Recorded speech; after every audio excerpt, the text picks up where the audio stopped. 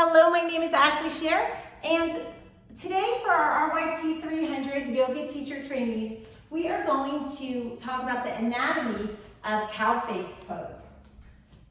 So let us begin. Cow face pose is a seated pose. So in cow face pose,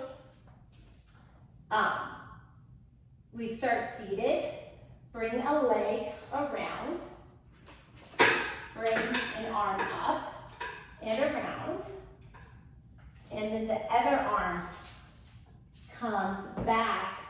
I'll twist Mr. Bones around. The other arm comes back for a bind. So one hand is like this, and the other hand. Mr. Bones is not that flexible. Okay, today, yes. So one arm is like this, and that hand connects to the other hand, which is like this. So what do we have going on? So this seated posture, cow face pose, involves unique actions of your shoulder joints. This can be helpful in stretching out tight shoulders, particularly if you work at a desk and spend lots of time typing. But you should avoid this pose if you have a rotator cuff injury, and you can switch arms to notice how you feel on each side. Is one side tighter than the other? Let's talk about the big picture. In this seated pose, you particularly stretch around your shoulders and the outside of your hips and your glutes. So the outside of your hips and your glutes. You're also engaging key postural muscles to counteract slouching or coming forward. Now let's talk about alignment. For alignment, your knees are stacked. Your knees are stacked at the center while your hands reach towards each other behind you. They try to clasp at your fingertips. Your elbows are squeezing in the center, keeping your spine neutral or in a slight back bend, trying not to lean or twist. In the top arm, your shoulder flexors, anterior deltoid, and pectoralis major flex your shoulders. Your middle deltoid and suprapinatus stabilize abducted, and your infraspinatus, try to say that 3 times fast, your intraspinatus teres minor and posterior deltoid engage to externally rotate. Your elbow flexors engage and your triceps brachii stretches. Let's talk about the torso. In the torso, your spinal exteriors and transverse abdominis engage to slightly extend and stabilize your spine.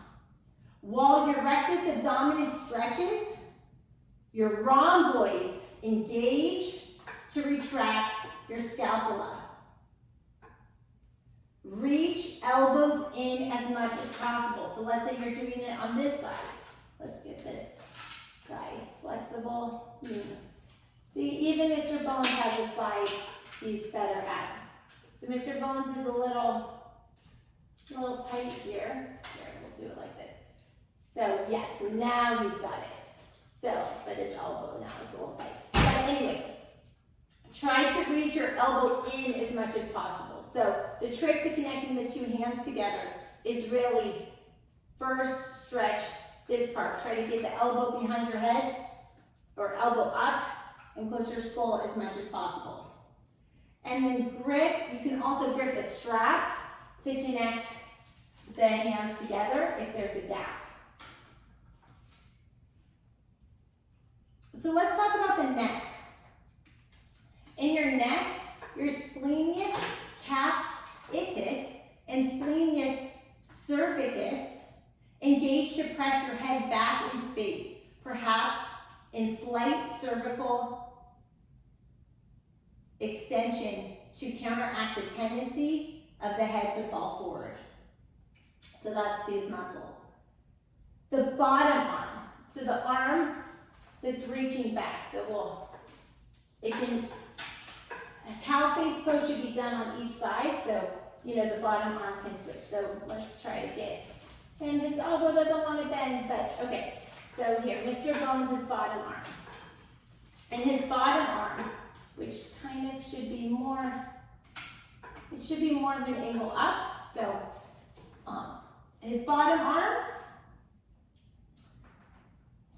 his anterior deltoid, subscapularis, teres major, pectoralis major, latissimus dorsi, internal, rotate the shoulder. Your posterior deltoid stretches while in internal rotation.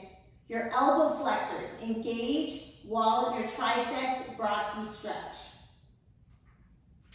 Now let's talk about what's going on in the thighs. In the thighs, the hip flexors help stabilize inflection, while the quadriceps and the gluteus medius, the gluteus minus, and the gluteus maxis. So the glutes are really comprised of 3 muscle groups: the gluteus medius, the gluteus minimus, and the gluteus maximus stretch. So that is an overview of what is going on atomically with cow face pose. It's not easy. It's not even easy for our prop. Thank you so much for your time. Namaste.